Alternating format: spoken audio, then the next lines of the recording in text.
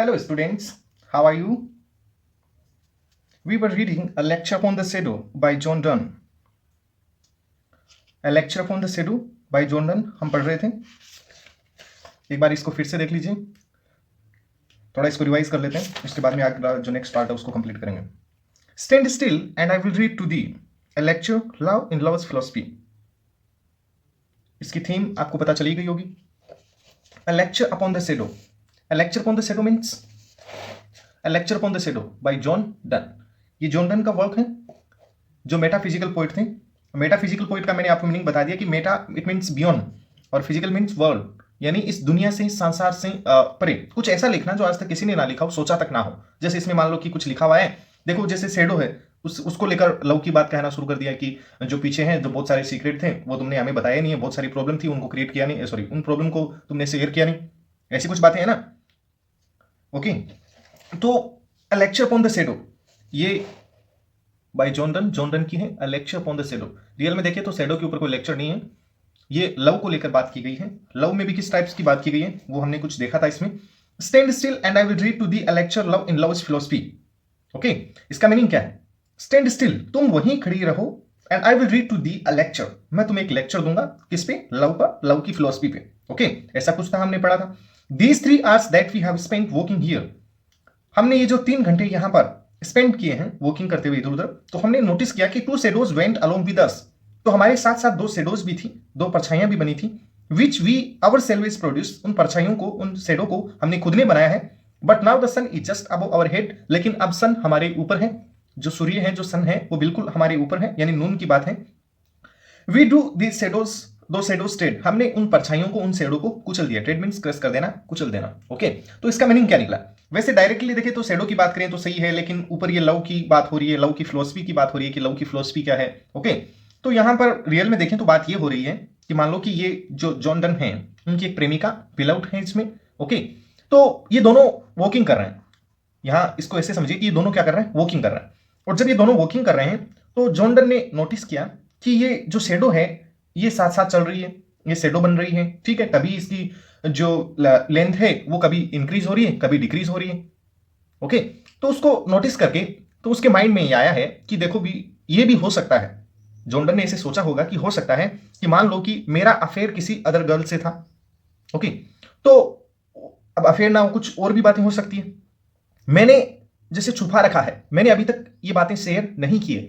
Okay, तो उसी type से ये भी तो हो सकता है ना, देखो मेरे मेरे भी शेडो बन रही है, ऐसा सोचा है. तभी तो मेटाफिजिकल पॉइंट कहा गया इनको कि देखो मेरे माइंड में जो बातें हैं मैंने अभी तक शेयर नहीं किए, और ये मैं जहां जाता हूं मेरे माइंड में ये बातें चलती रहती है. उसी टाइप से जहां भी जाता हूं ये शेडो बनती है, और जब बातों को बता दिया जाता है तो शेडो नहीं बनती. इसका मतलब नून आता है, दोपहर आता है, तो ये शेडो नहीं बनती है. ओके, तो इसको लेकर ऐसा जब जॉन डन ने सोचा तो फिर उसने जब अपने बारे में सोचा, अपने बारे में ये बातें उसने ये थिंकिंग बनाई, तो उसने ये सोचा कि हो सकता है कि जैसे मैं इन बातों को छुपा रहा हूं वैसा हो सकता है कि ये जो मेरी बेलौट है, जो मेरी प्रेमिका है, ये भी कोई बातों को सीक्रेट रख रही होगी. ये अपने जो भी सीक्रेट हैं और भी बहुत सारी जो बातें हैं उनको अभी तक शेयर नहीं किया मुझसे, यानी मुझे अभी तक नहीं बताया, जैसा कि मैंने नहीं बताया. ओके, तो इस टाइप की कुछ बातें इसमें चल रही हैं. तो उसको लेकर फिर उसने जब नोटिस किया कि देखो, फिर हमने क्या किया कि हमने बातों को बता दिया है धीरे धीरे, जैसे जितने वो क्लोज नजदीक आने लगे हैं तो सारी बातें शेयर कर दी है. ओके, जैसे सुबह परछाई थी और फिर दोपहर, यानी नून में परछाई नहीं रहती है, दोपहर को परछाई नहीं होती, तो उसी टाइप से स्टार्टिंग में जो सीक्रेट थे, जितनी भी प्रॉब्लम्स थी वो सारी बता दिए, शेयर कर दी है. ओके, एक दूसरे को अच्छे से समझने लगे हैं, और समझने लगे हैं तो उसको किससे कंपेयर कर दिया? शेडो से कर दिया कि देखो नून है, दोपहर है, तो दोपहर में नून में कोई शेडो नहीं है, और अब हमारे दोनों के अंदर भी कोई ऐसी कोई बातें नहीं है जो एक दूसरा जानता ना हो. ओके, तो उसको लेकर ये पोइम लिखी है. एक्चुअली मैं ऐसा अपनी प्रेमिका को कहा नहीं है, क्योंकि अगर ये कहने वाली बात होती तो आगे वाली बात इसमें नहीं आती. समझ रहे हो ना? तो फिर ये जब पोइट्री लिखी है, ये पोइम जब ये लिखी गई है, तब इसमें इस प्रकार की बातों को मेंशन किया गया है. ओके, तो ये समझ में आ गया होगा कि मेटाफिजिकल इनको ऐसा क्यों कहते हैं. क्लियर? तो क्या कहा उसने अपनी प्रेमिका से? जैसे इसमें लिखा है कि रुको, तुम स्थिर खड़ी रहो, मैं तुम्हें एक लेक्चर देता हूं. लेक्चर किस पे? लव की फिलॉसफी पे. लव की क्या फिलॉसफी होती है उसके ऊपर मैं एक लेक्चर देता हूं. कि देखो कि हम 3 घंटे से इधर वॉकिंग कर रहे हैं. तो उसने कहा होगा हाँ बिल्कुल सही है, 3 घंटे से वॉकिंग कर रहे हैं. तो तुमने नोटिस किया होगा कि जब हम वॉकिंग कर रहे हैं तो ये टू शेडोज, ये दो परछाइयां भी हमारे साथ साथ चल रही हैं। तब उसकी प्रेमिका ने आश्चर्य किया होगा कि ये कैसा पागल है, परछाई तो होगी। ओके, फिर वो कहता है इन परछाइयों को हमने ही बनाया। तो उसकी बिलव्ड प्रेमिका ने यही कहा होगा कि परछाई तो हम ही बनाएंगे, भी हम चल रहे हैं तो हमारी शेडो है तो हम ही बनाएंगे। बट लेकिन now the sun is just above our head, लेकिन अब तो जो सन है, जो सूर्य है, वो बिल्कुल हमारे सिर पर है। तो प्रेमिका ने ऊपर देखा होगा, हाँ बिल्कुल सन ऊपर है। तो वी डू दो शेडो स्ट्रेट, हमने उन परछाइयों को कुचल दिया है। अब हमारी कोई परछाई नहीं है। दोस्त ने देखा होगा, नहीं भी बिल्कुल परछाई नहीं है। तब इस बात को लेकर फिर आगे और भी देखा है, उसको भी पढ़ लीजिए। And to brave clearness all things are reduced, इसको और ज्यादा बहादुरी पूर्वक स्पष्ट करने के लिए जितनी भी चीजें थी वो सब क्या हो गई है, कम हो गई है। अब उसको ये बात समझ में नहीं आती कि बात तो शेडो की कर रहा था, पागल टाइप लगता है ना, कि शेडो की बात कर रहा है। ये तो मैं भी जानती हूं और ये भी जानता है, सभी जानते हैं, लेकिन ऐसे इस टाइप की बात ये कर क्यों रहा है। ओके, तो फिर इसने जॉन डन कहता है आगे कि so whiles our infant loves did grow, जब हमारा इन्फेंट लव ग्रो कर रहा था, यानी शुरुआती स्टार्टिंग का जो लव था जब वो ग्रो कर रहा था। ओके, समझ रहे हो ना, जब ये ग्रो कर रहा था, यानी हमने एक दूसरे से लव जब किया था, यानी स्टार्टिंग की थी, लव करना शुरू किया था, तो डिस्गाइजेस डिड। तो उस टाइम ये जो इन्फेंट लव था, इसने इन्फेंट का मतलब क्या होता है, शिशु। ओके, उसको उससे कंपेयर करके कहा कि इन्फेंट जो लव है, जैसे इसके लिए डिस्गाइज वर्ड यूज कर दिया, मतलब रूप बदल लेना, कपड़े चेंज कर लेना, भेष बदल लेना। ओके, जब छोटा शिशु जब ग्रो करता है तो बिल्कुल उसको डिस्गाइज होता है। ओके, इसका मतलब क्या हुआ कि उसी टाइप से जो हमारा जो इन्फेंट लव था उसमें भी बहुत सारी ऐसी बातें थी जो हमने एक दूसरे को नहीं बताई थी, शेयर नहीं की थी। तो उसने कहा होगा बिल्कुल सही है, हो सकता है शेयर ना की हो। And shadows flow from us and our cares, हमारी केयर से, हमसे शेडो है वो दूर चली गई है। अब शेडो दूर चली जाने का मतलब क्या है, अब शेडो दूर चली गई है, but now this is not so, लेकिन अब ऐसा नहीं है। अब इसका क्या मीनिंग निकला, अब इसका मीनिंग ये है कि यहां पर जॉन डन ये समझाना चाह रहा है, एक्सप्लेन यहां पर वो इस तरीके से कर रहा है कि जो स्टार्टिंग जो लव था उसमें एक दूसरे को समझा नहीं था, हमने समझने की कोशिश कर रहे थे, शेडो बन रही थी। जैसे नून हुआ, शेडो नहीं है। इसका मतलब क्या है, देखो हमने स्टार्टिंग में एक दूसरे से बातों को छुपाया था। इसका मतलब स्टार्टिंग में एक दूसरे को समझने में टाइम लगता है, तो धीरे धीरे समझा कब जाता है, जब एक दूसरे की को खुलकर एक्सप्रेस किया जाए, बातों को बताया जाए, तभी ना।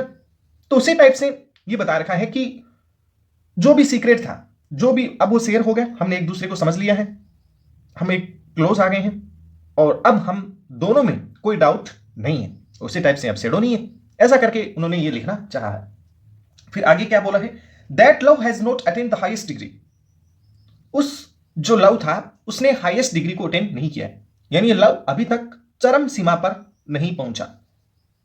विच is still diligent lest other see, ये अभी तक डिलिजेंट का मतलब होता है अभी भी ये परिश्रम कर रहा है, अभी भी ये मेहनत कर रहा है ताकि दूसरे लोग है वो देख सके। ओके, ताकि दूसरे लोग ना देख सके, सॉरी। तो इसका मतलब क्या है कि that love has not attained the highest degree which is still diligent lest other see. Okay, तो ये अभी तक हाईएस्ट डिग्री पर ये लव नहीं पहुंचा है, अभी भी इसमें और ज्यादा मेहनत करने की जरूरत है। इसका मतलब ये अभी भी बहुत सारी जो बातें हैं वो शेयर करना है।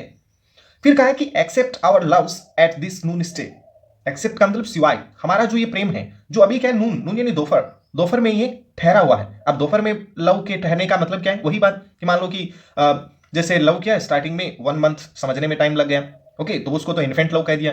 फिर जैसे नून का मतलब क्या है, हो सकता है 1 महीने का, 1 मंथ के बाद का जो टाइम है, 2 मंथ, 3 मंथ, 4 मंथ, 5 मंथ मान लो, इसके अलावा 1 ईयर, 2 ईयर्स, ऐसे कोई भी एक टाइम ले लो, जो कौन सा टाइम हो, बीच का टाइम हो, और वो टाइम कैसा हो, वो ऐसा टाइम हो जब दोनों एक दूसरे को समझने लगे। ठीक है, तो उसको लेकर गया कि except our loves at this noon stay, जो इस दोपहर को जो हमारा जो लव है उसका जो ठहराव है उसके सिवाय। अब उसके सिवाय का मतलब कि उसके अलावा, उसके अलावा, क्योंकि अब तो वो शेडो बनेगी नहीं ना। नेक्स्ट लाइन में कहा है कि we shall new shadows make the other way, हम अदर वे, दूसरे तरीके से नई परछाई बनाएंगे। अब नई परछाई बनाने का मतलब क्या है, इसके 2 मीनिंग निकल सकते हैं। नई परछाई बनाने का मतलब ये भी है कि न्यू लाइफ स्टार्ट करना, नई लाइफ स्टार्ट करना भी, उसमें अलग तरीके की बातें हो। अब ये भी हो सकता है कि नून के बाद में क्या हो, वापिस परछाई बनने लगे। इसका मतलब वही बातें कि एक दूसरे को कोई बातें हैं वो बताना बंद कर दे, एक दूसरे से कोई बातें छुपाने लगे, ऐसा कुछ भी तो हो सकता है, यानी सीक्रेट रखने लगे। लेकिन नून यानी बीच का जो टाइम है, नून का मतलब बीच का जो टाइम है, उसमें क्या है कि उसमें हमने एक दूसरे को समझ लिया है। एज फर्स्ट, फिर नेक्स्ट लाइन देखिए, as the first were made to blind others, these which come behind will work upon our selves and blind our eyes. Okay, अब कहा है कि सबसे पहले जो ये हमारा जो लव था, ओके, ये शेडोज मान लो जो भी है, कि as the first were made to blind others, starting में ये दूसरों को ब्लाइंड कर रहा था, यानी अन्य लोगों को, दूसरों को ये ब्लाइंड कर रहा था। These which come behind will work upon our selves. अब क्या होगा कि यही परछाइयां हैं, वो अब हमें, इसका मतलब हमारी आंखों को अंधा करेगी, यानी हमें अंधा करेगी। अब हमें अंधा करने का मतलब, अब ब्लाइंड का मतलब क्या हो सकता है? एक तो ब्लाइंड को लव से वैसे बोला जा सकता है, और दूसरा ये भी हो सकता है कि पहले तो हम जब स्टार्टिंग में जब लव करते थे तो हम दूसरों से बातों को छुपाते थे, ठीक है, दूसरों को पता नहीं चलने देते थे। लेकिन अब हम एक दूसरे को फिर से क्या करेंगे, यानी हम एक दूसरे को जब बात नहीं बताएंगे तो हम अंधे हो गए। इसका मतलब हम एक दूसरे से बातों को छुपा रहे हैं, समझे? तो इस लाइन का मीनिंग है कि as the first were made to blind others, starting में दूसरों को अंधा किया जा रहा था, लेकिन ये जब हमारे पीछे आ रही है तो अब ये क्या करेगी, हमें अंधा करेगी। ओके, एक तो मीनिंग ये निकला, यानी बातों को छुपाना, ठीक है। और दूसरा इसका मीनिंग ये निकलता है कि जब लव की बात हो रही है, उसको छुपाने की, जब कंसील करने की उसकी बात नहीं आ रही, तो क्या है इसका मतलब? फिर इसका मीनिंग ये है कि स्टार्टिंग में क्या था कि दूसरों को पता नहीं था, दूसरों को पता चलने ही नहीं देते थे। स्टार्टिंग का जो लव था उसमें यह डर था कि दूसरे कहीं देख ना ले, यही ना, कि दूसरे कहीं देख ना ले, इसका मतलब वो ब्लाइंड थे, उनको पता ना था। अब क्या है कि हम अंधे हो जाएंगे। अब हम अंधे होने का मतलब नून का टाइम है, और नून के टाइम में, जब नून का टाइम का मतलब यह है कि जो मिड पॉइंट है, जो हाईएस्ट डिग्री मान लो लव की, तो उसमें क्या है कि जब वो लव कर रहे हैं तो एक दूसरे, किसी की भी अदर पर्सन की, दूसरे लोगों की केयर नहीं कर रहे हैं, मतलब दूसरों की परवाह नहीं कर रहे, इग्नोर कर रहे हैं दूसरे लोगों को। और जब इग्नोर कर रहे हैं तो अब वो लव में खुद क्या है, अंधे हैं। ओके, ये भी मीनिंग निकल सकता है, लेकिन जो स्टार्टिंग में जो मैंने अभी बताया वो ज्यादा बेटर यहां पर ठीक रहेगा। वो जो स्टार्टिंग में मैंने आपको बताया था वो सेट होगा यहां। फिर आगे लिखा है कि if our loves faint and westwardly decline, to me thou falsely thine and I to thee mine action shall disguise.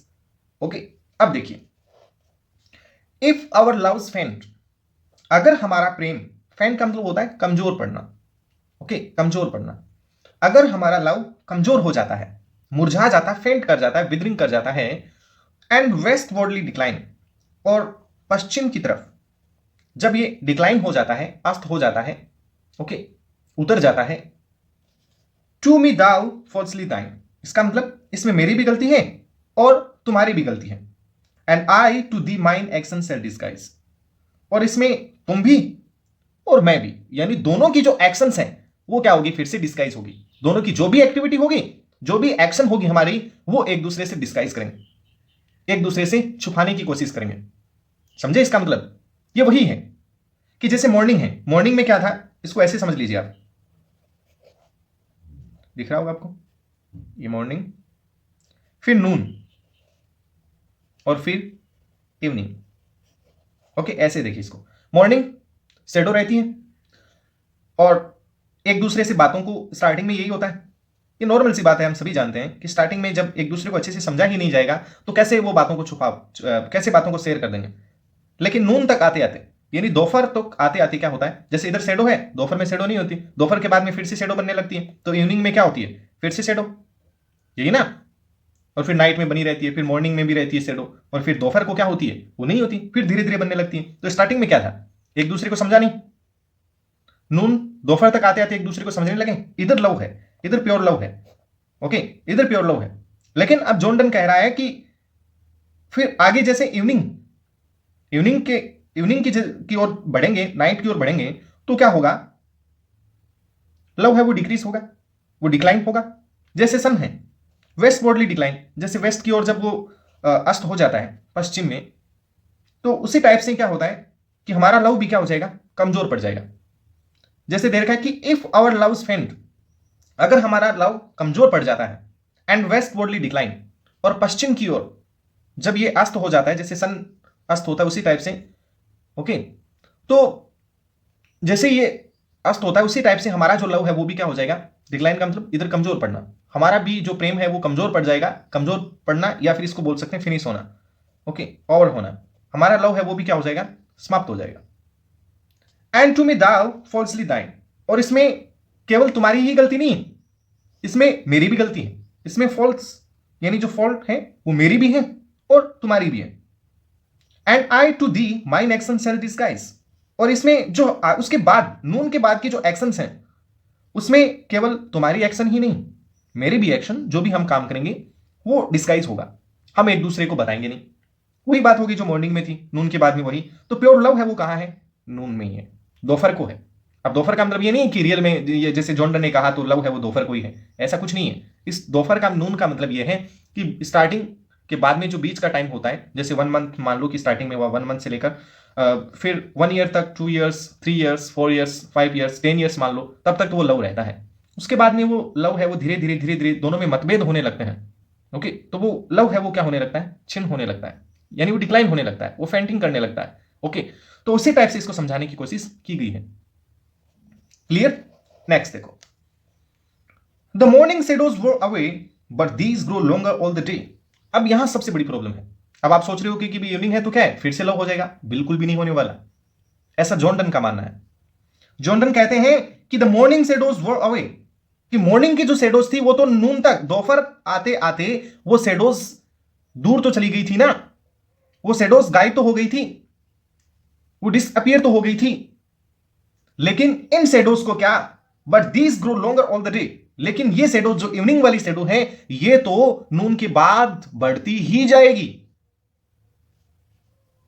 But of love's day is short, love's day is short if love decay, अगर love decay हो जाता है, DK का मतलब कमजोर होना, अगर love छिन्न हो जाता है तो लव्स के जो डे है वो शॉर्ट यानी बहुत कम होते हैं। कम ही हुआ, ये तो पोएट्री जैसे मैं आपको पढ़ा रहा हूं तो आपको समझ में आएगा होगा कि नून कितना टाइम मान ले, शेडो भी सुबह होती है, नून को नहीं होती, फिर इवनिंग को फिर से होती है ना। तो उसी टाइप से शेडो तो रहेगी रहेगी, कब नहीं होती, नून को नहीं होती, नून को नहीं होती। ओके, तो कितनी देर, 1 आवर 2 आवर्स, इससे ज्यादा तो हो नहीं सकता। फिर शेडो बनेगी, पहले भी थी बाद में भी बनेगी।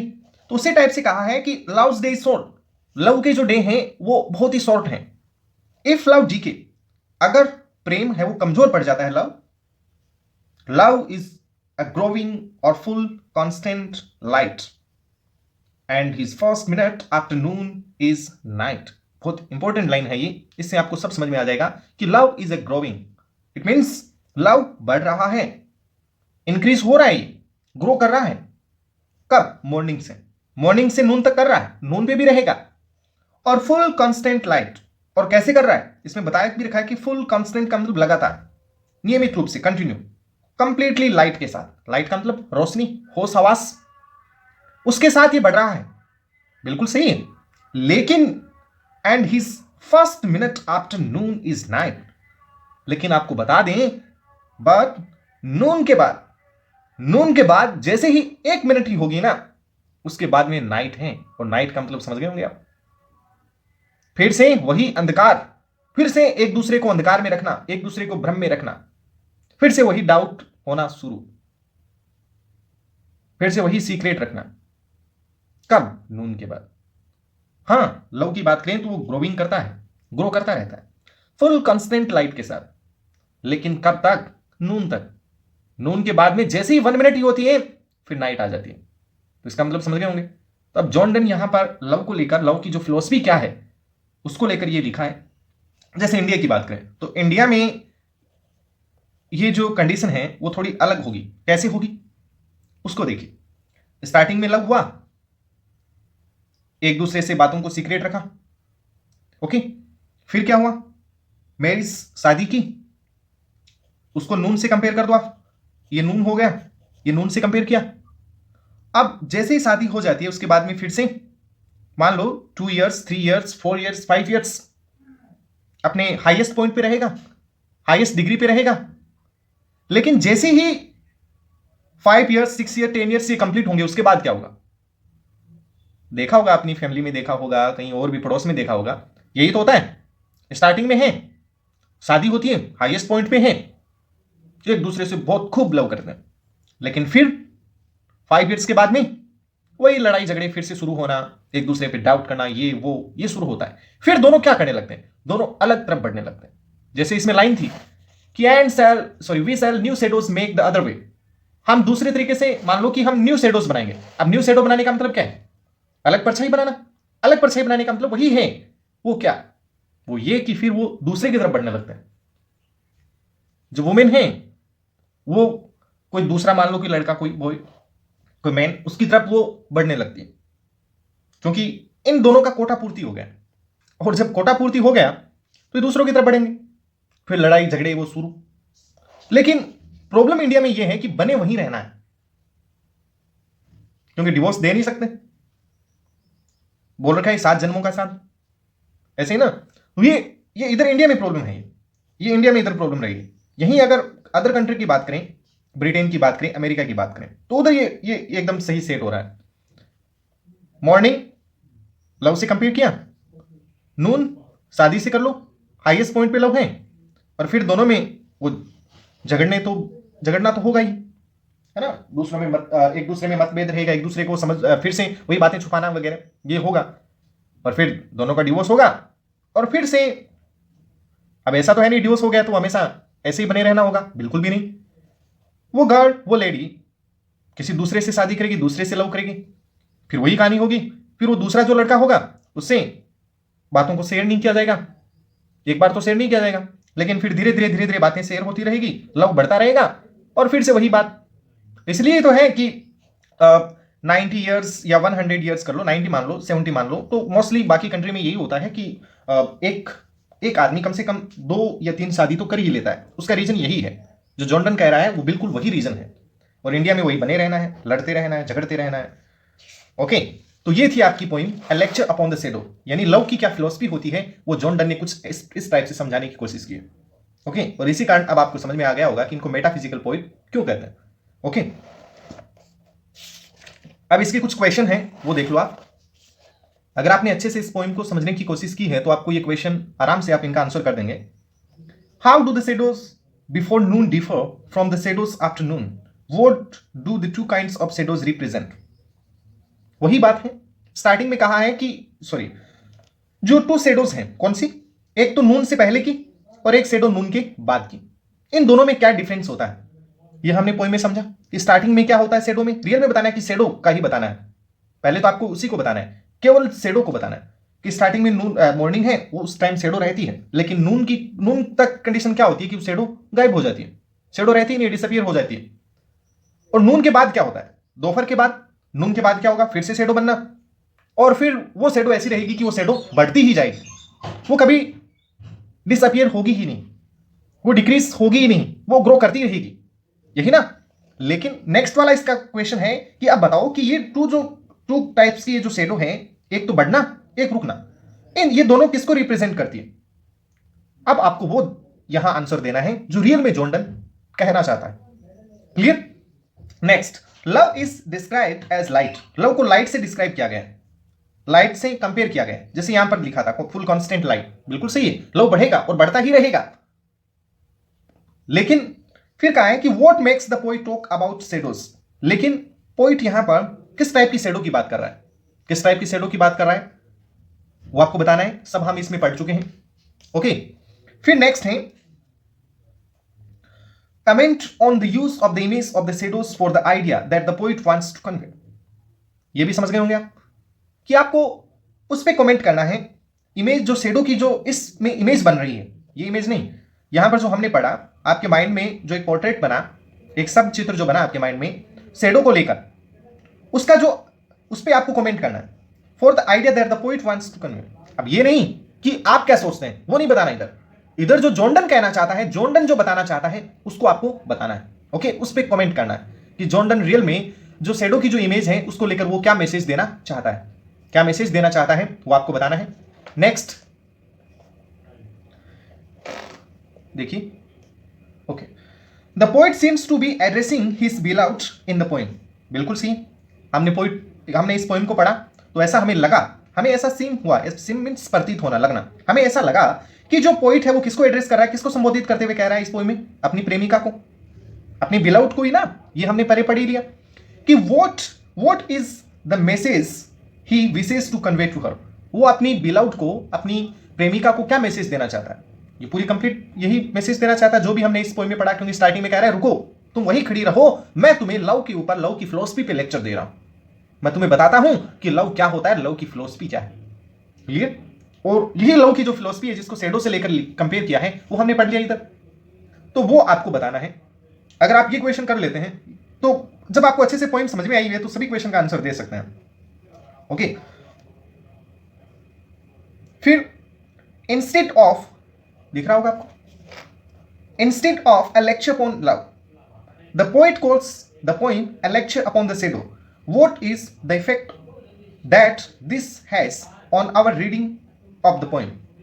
ये तो आ ही रहा होगा, ये जितने जो 5 क्वेश्चंस हैं वो सभी क्वेश्चन आपको अच्छे से आते हैं अगर अच्छे से पोएम को आपने पढ़ा है। और जब आपने इस पोएम को पढ़ा, जैसे स्टार्टिंग क्वेश्चन देखा तो 2 शैडोज की बात हो रही है कि नून से पहले की शैडो क्या थी, नून के बाद की क्या शैडो थी, क्लियर, कोई दिक्कत ही नहीं है, आपने अच्छे से बता दिया। ओके, किसको रिप्रेजेंट कर रही है उसमें भी कोई प्रॉब्लम नहीं हो रही, लव को लाइट से डिस्क्राइब किया है, और फिर यहां पर कौन किस टाइप की शैडो की बात कर रहा है पोइट, हमने पोइम को पढ़ा, अच्छे से बता देंगे। ओके, फिर कहा कि comment on the use of the image of the shadows for the idea that the poet wants to convey, ये भी हमने देखा कि असल में पोइट हमें क्या मैसेज देना चाहता है इन शैडोज के बारे, शैडोज को लेकर क्या मैसेज देना चाहते हैं, ये मैसेज दे रहे हैं क्या कि देखो भी मॉर्निंग में शैडो होती है और फिर नून में शैडो नहीं होती और फिर इवनिंग और फिर नाइट शैडो रहती है, ये तो मैसेज नहीं है ना।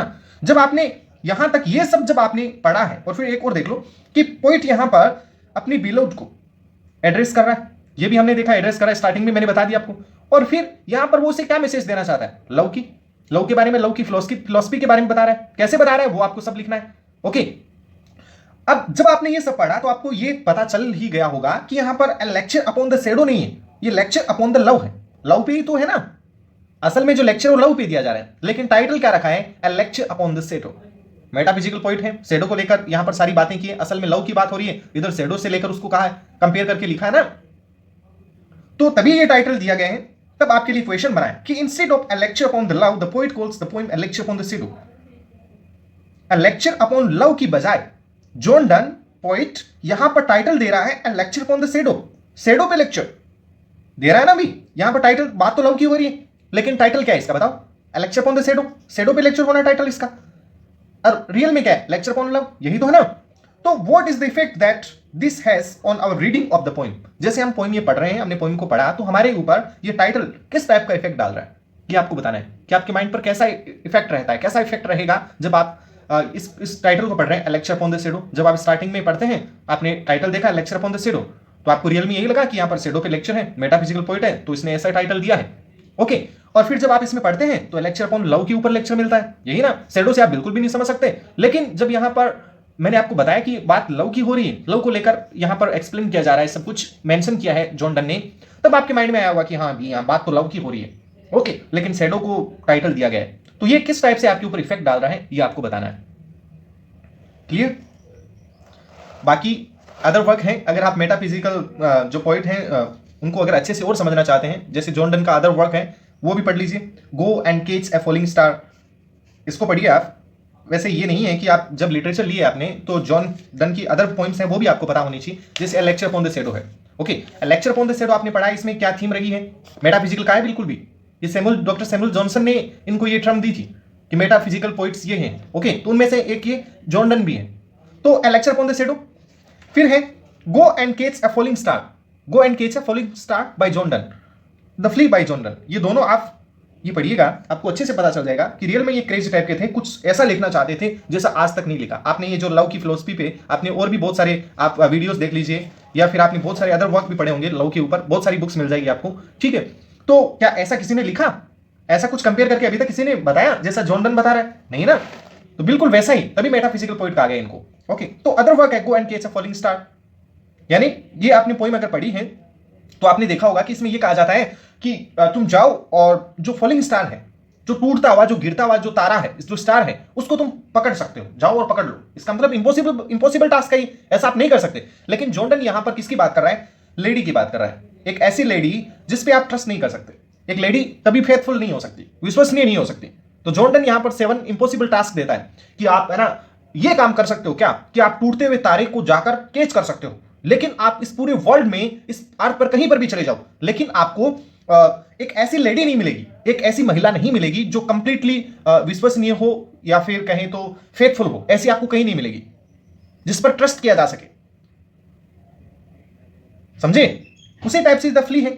और भी इसमें 7 इंपॉसिबल टास्क है, और भी बहुत सारे टास्क है, जैसे जो राक्षस मान लो कि उसके जो पैर हैं उसमें जो कुछ क्रिक होती है, दरार सी, वो क्यों है उसका भी आप पता लगा सकते हो। बहुत सारे इंपॉसिबल टास्क आप कर सकते हो, लेकिन आप कभी ये नहीं कर सकते कि एक फेथफुल लेडी को फाइंड आउट कर लो। आप अगर आपने फाइंड आउट कर भी लिया तो आप जब तक उसके पास जाओगे तब तक वो बेवफा हो चुकी होगी। ओके, तो समझ गए होंगे। ये जॉन डन इस टाइप से पोएम लिखी उन्होंने। जैसे फ्ली है, तो फ्ली में क्या होता है कि फ्ली में जैसे मक्खी की बात हो रही है, उसी टाइप से जॉन बिलाउड वाली सी बात है कि एक मक्खी जो फ्ली है, वो फ्ली ये वाली नॉर्मल मक्खी नहीं है, जो जहरीली जो मक्खी होती है उसकी बात हो रही है यहाँ पर, कि वो जो खून चूसने वाली होती है ना, वो उसकी बात हो रही है। जो फ्ली है वो जैसे जॉन डन और उसकी बिलाउड दोनों है। तो एक मक्खी आई, ये जो फ्ली है वो आई, और उसने क्या किया, जॉन डन की जो बिलाउड है उसकी प्रेमिका है, उसको स्टिंग कर लिया, उसको डस लिया। ओके, तो क्या होता है कि वो उसको मारने की कोशिश करती है, तो जॉन डन कहता है नहीं नहीं नहीं रुको, तुम ऐसा नहीं कर सकती। क्यों? तो जॉन डन कहता है कि देखो इस फ्ली ने मुझे भी काटा, तो उसने, उसकी प्रेमिका ने, बिलाउड ने कहा बिल्कुल सही है, आपको भी काटा और तुम्हें भी काटा ना, तो उसने कहा हाँ मुझे भी काटा, तो फिर तुम इसे नहीं मार सकती। उसकी प्रेमिका ने कहा क्यों क्यों नहीं मार सकती? तो जॉन डन यहां पर कहते हैं कि देखो जब मुझे काटा, मुझे स्टिंग किया, तो इसने मेरा खून पिया, इसमें मेरा ब्लड भी चला गया, और तुम्हें स्टिंग किया तो तुम्हारा भी ब्लड चला गया। अब जब दोनों का ब्लड इसमें आ गया तो इसका मतलब ये हमारी ही, ये तो हमारा बच्चा हो गया। ओके, ये तो हमारी संतान होगी, ये हमारा सन है, हमारी डॉटर है। ओके, तो इसका मतलब तुम इसे नहीं मार सकते। अगर तुम इसको मार देती हो तो फिर तुम मेरी बिलाउड नहीं हो। इस टाइप से कुछ ऐसा लिखा है इसमें। तो फ्ली और go and catch a falling star, अगर आप, वैसे पढ़ना भी चाहिए, मैं तो ये सजेशन करूंगा कि आपको पढ़ना ही चाहिए। जॉन डन की ये दोनों पोइम आप पढ़ लीजिए। ओके, तो ये थी आज की हमारी पोइम। बाकी आप इसके जो क्वेश्चन है उनको कंप्लीट कीजिएगा। जब आप इन क्वेश्चन को कंप्लीट करोगे तो आपको ये पता चल जाएगा कि आपने इसमें से कितना अच्छे से आपने एब्जॉर्ब किया है, वो आपकी ग्रास्पिंग पावर है वो कैसी है, वो पता चल जाएगा इससे। और आपको ऐसा करना ही चाहिए। एक तो आप ये काम कीजिएगा कि ये 5 क्वेश्चन है, इनके आंसर लिखने की कोशिश कीजिए। अब इसमें ये लिमिट नहीं है कि आप कितने वर्ड्स में आप आंसर दोगे। आपको जो भी इस फर्स्ट क्वेश्चन है इसका आंसर 100 वर्ड्स में तो देना ही है। 100 वर्ड्स में अगर आप आंसर दे देंगे तो वैसे आपको मैंने बताया था कि इसमें क्या होगा कि एक तो जैसे ये एक्सट्रैक्ट दे दिया, इसमें से शॉर्ट आंसर टाइप के 3 क्वेश्चन बना देंगे, उसका आंसर देना वो आपके लिए इजी रहेगा, आराम से आप उसका आंसर दे दोगे। ओके, फिर क्या होता है कि इन्हीं जो पोइट्री है इनमें से क्या होगा कि एक क्वेश्चन ऐसा होगा जो 100 वर्ड्स में आपको आंसर देना होगा, और एक होगा जिसमें 60 वर्ड्स में देना है। तो इन्हीं में से क्वेश्चन बनेगा, क्वेश्चन तो इसी में से बनेगा। तो आप 100 वर्ड्स का आंसर आप सभी इन 5 क्वेश्चन का दीजिए, यानी थोड़ा उसको एक्सप्लेन करते हुए आप लिखने की कोशिश कीजिए। ओके, और बाकी मैंने क्वेश्चन आपको समझा ही दिया है, तो आप क्वेश्चन अच्छे से कर पाएंगे कंप्लीट। ओके, तो ये थी आपकी poem A lecture upon the shadow bye John Donne. Thank you.